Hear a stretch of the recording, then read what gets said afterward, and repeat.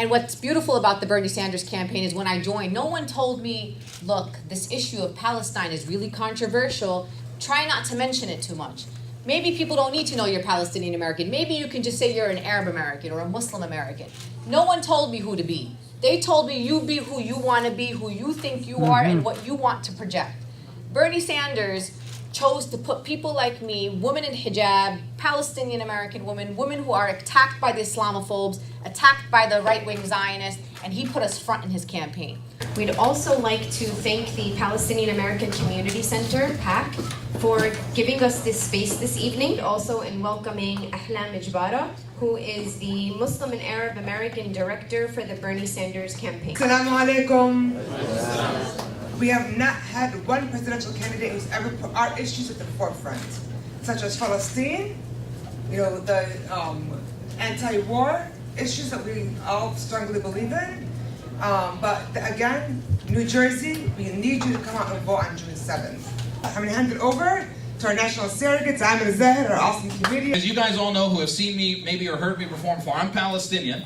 I'm half Christian, half Muslim. I was doing an event for Bernie Sanders for the Muslim community in Queens in a synagogue, okay, to get a Jewish guy elected president of the United States. Yeah. So we are all together, all kinds of people in this campaign. Don't listen to people who tell you that he cannot win the nomination anymore. This is bull stuff. He can win the nomination. Don't let anybody tell you anything. Don't listen to CNN or MSNBC or especially Fox News. He can win the nomination, okay? Don't let anybody tell you anything different. He's going to catch up with Hillary Clinton hopefully on June 7th and get more pledged delegates than her. We don't need to get into the nerdy stuff about how it all works. But he can still win, and don't let anybody tell you anything different. Now, I want to tell you a story. You guys all know Linda from here in New York. I live in Michigan, Dearborn. Has anybody here ever been to Dearborn before? Yeah? Dearborn, that's like our Arab American capital, right? The Arab American Disneyland, for those of you who don't know. Are there any, by the way, clap if you're Arab. We have a lot of Arabs here. Okay, cool. Arab Americans. But I see some other people here too, cool. I see where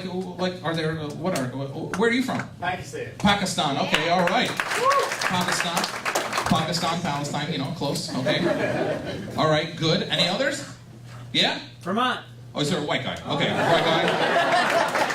White guy. I know there's a lot of white people. That's all white people. Okay, cool, wonderful. Man, that's awesome. Are there any Jews here tonight? It's okay. Yes? Yeah. Welcome to our party.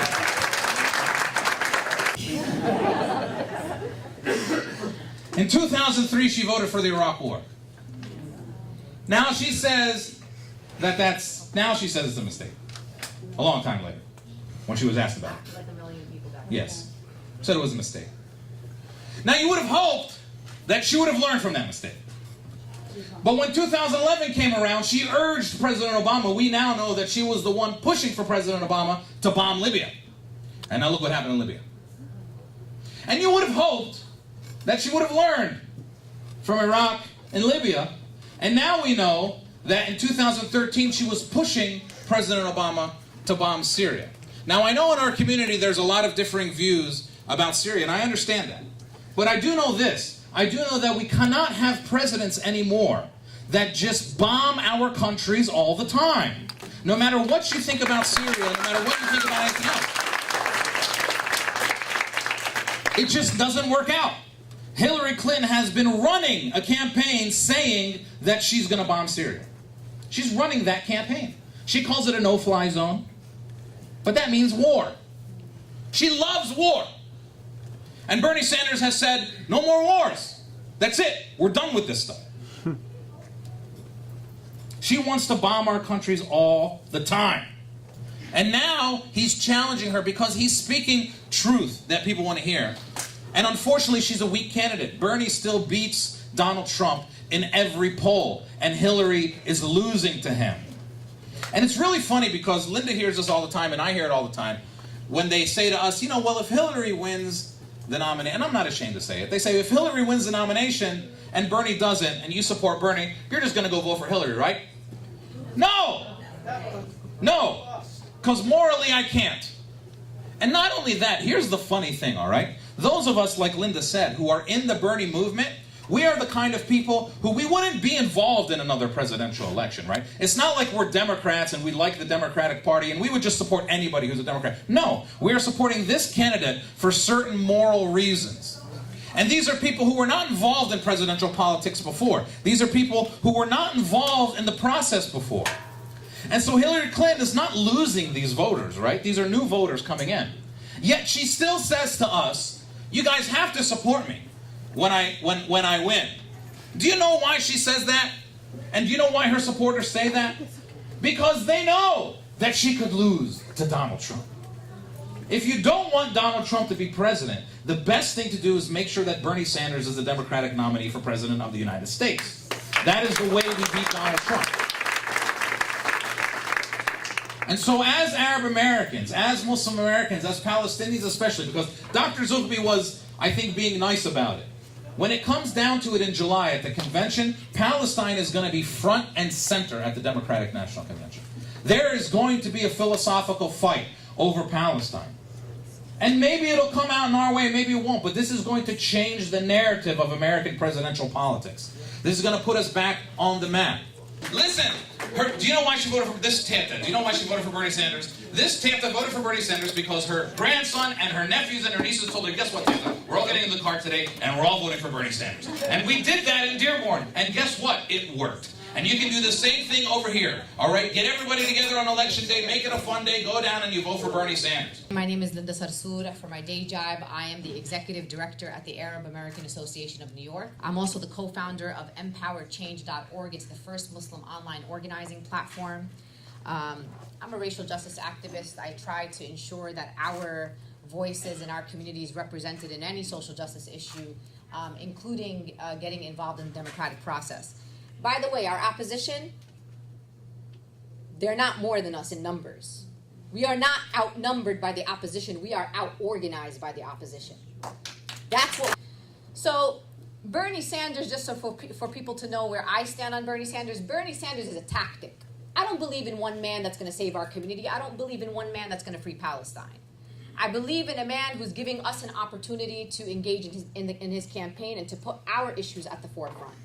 Bernie Sanders didn't wake up one morning and become good on Palestine. That's not a natural opinion that people have. It requires us, sisters and brothers, to be part of the process in order to get people to be where we need them. So the fact that you have Dr. Zogby on it, you also have Dr. Cornel West. Anybody know who Dr. Cornel? I couldn't even believe. I literally saw that online, and I was on my cell phone, and I made it wide. I was like, because I have to see, because I must be seeing things with my eyes. Dr. Cornel West is one of the most pro-Palestinian intellectuals in this country. He not only is a pro-Palestinian social justice warrior, he is adamantly, publicly, unapologetically pro-BDS. That's the kind of guy that you have that is going to be representing our issue. So we don't have just Dr. Zogby as an Arab American and as a pro-Palestinian activist. You have Dr. Cornel West. You also have Congressman Keith Ellison, who, as you know, many of you know, is absolutely a sympathizer with the Palestinians. As a matter of fact, he just came back from Palestine just a few days ago. So you have Congressman Keith Ellison. He also chose this woman named Deborah Parker. She's a Native American activist, very pro-Palestinian. She's a woman that understands the plight of an indigenous people. That's the kind of people that Bernie Sanders put on his campaign. That Palestine could turn out to be a real, central, visible issue at the convention. Really quickly, what do you think about that, and what do you see happening?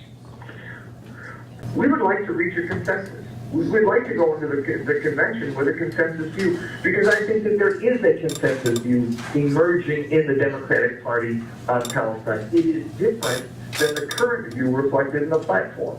It does not wholeheartedly support everything that Israel does. It does not ignore justice for Palestinians.